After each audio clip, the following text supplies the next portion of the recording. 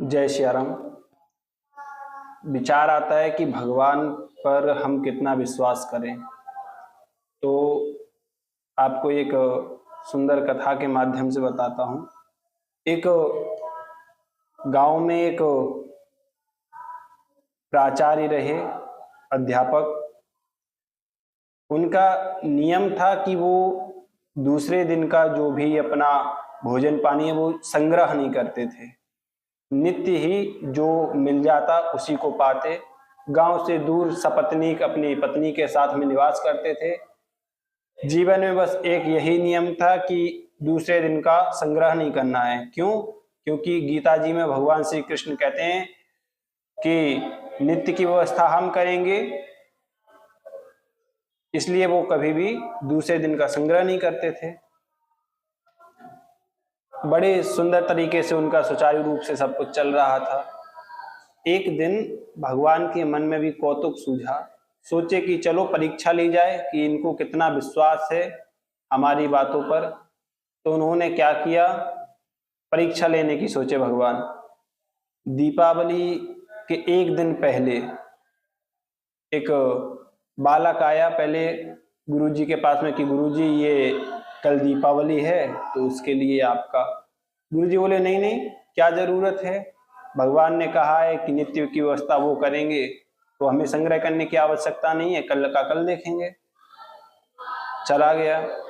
गुरुजी थोड़े दूर पे विद्यालय था, वहां पे रहते थे। विद्यालय चले गए गुरुजी। दीपावली का दिन सुबह दोपहर शाम हो गई, लेकिन उस दिन कोई भी नहीं आया। और जब कोई नहीं आया तो गुरुजी को भूख के कारण, अब वो कहते हैं ना भूखे भजन ना वो होए गोपाला, तो भूख के कारण उनको रोष हो गया। और रोष में उनने क्या कह दिया कि जो ये गीता जी में एक श्लोक लिखा है कि तेषा नित्याभियुक्तानाम योग क्षेमम वहाम्यहम, ये गलत है। तो उसको क्या किया, उसको पेंसिल लेकर के उस श्लोक को काट दिए। अब जब उस श्लोक को काट दिए, सो गए, लेकिन भूखे पेट नींद भी नहीं आए। जैसे तैसे अगला दिन आया, नियम किए।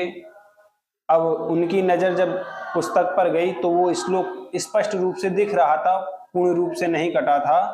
तो रोष में गुस्से में आकर के उनने उस श्लोक पर स्याही डाल दी, लाल स्याही डाल दी कि ये श्लोक अब पूर्ण रूप से ढक जाए।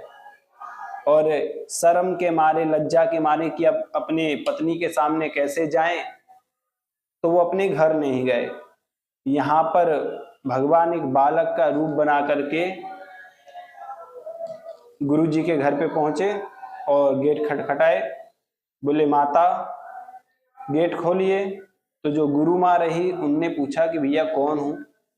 तो वो गेट खोले तो बड़े सुंदर छोटे से बालक के रूप में भगवान पहुंचे। पूरे शरीर पर लाल लाल चिन्ह पड़े हुए हैं, मुख पे कालिख पुती हुई है।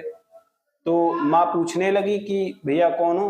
बोले माँ मैं आपके लिए थोड़ा सा राशन पानी लेके आया हूँ।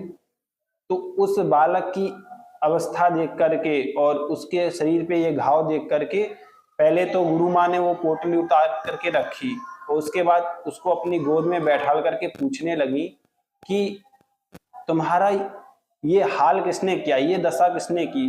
तो वो बालक बताने लगा कि माँ मेरा गांव जो है ना वो आपके गांव से थोड़ा दूर है, इसलिए कल मुझे राशन पानी लाने में लेट हो गया, नहीं आ पाया, छोटा बालक हूँ। तो गुरुजी ने रोष में भर करके मुझे इतना डंडे से पीटा कि मेरे शरीर पर ये लाल लाल चिन्ह पड़ गए हैं। अब गुरु माँ उस बालक को समझाने के लिए लगी कि भैया गुरुजी बूढ़े हो गए हैं तो ज्यादा ध्यान मत देना उनकी बातों पर, बूढ़े हो गए हैं, कुछ मन में मत रखना। और फिर उस बालक को बढ़िया से स्नान करवाएं, स्नान करवा के उसको भोजन पानी करवाएं, प्रसन्न करवा करके भेज दी। जब वो बालक चला गया तो गुरु माँ ने पोटली खोल के देखी, बढ़िया से देखा, उसमें गुरुजी के लिए वस्त्र हैं, गुरु माँ के लिए वस्त्र हैं, नाना प्रकार के व्यंजन हैं। सब देख करके गुरु माँ मन में विचार करने लगी। इतने में गुरुजी घर पे आए और जब आए तो उन्होंने देखा कि ये सब कौन लेके आया, तो थोड़ा सा रुष्ट होकर के गुरु माँ बोलती हैं कि ये वही लेके आया है जिस पर आपको तनिक भी दया नहीं आई। आपने उस छोटे से बालक को किस प्रकार दंडित किया है। अरे एक दिन भूखे थे तो किसी बालक पर इतना दंड, किसी बालक को इतना दंड देंगे। तो गुरुजी कहते हैं कि मेरे पास तो कोई बालक आया ही नहीं, या मैंने तो किसी बालक को दंडित किया ही नहीं। गुरु माँ बोलती है नहीं नहीं, उस बालक के मुख पर आपने ऐसी कालिख पोती थी कि उस कालिख को छुड़ाते छुड़ाते मेरे दोनों हाथ काले हो गए हैं। और ये बोलते हुए जैसे ही गुरु माँ ने अपने दोनों हाथ गुरुजी के सामने किए, तो गुरुजी देखते हैं कि उन हाथों पर स्पष्ट रूप से वही श्लोक लिखा हुआ था, क्या कि तेषां नित्याभियुक्तानां योगक्षेमं वहाम्यहम्। ये श्लोक जब स्पष्ट रूप से गुरुजी देखे तो वो रोने लगे। क्यों?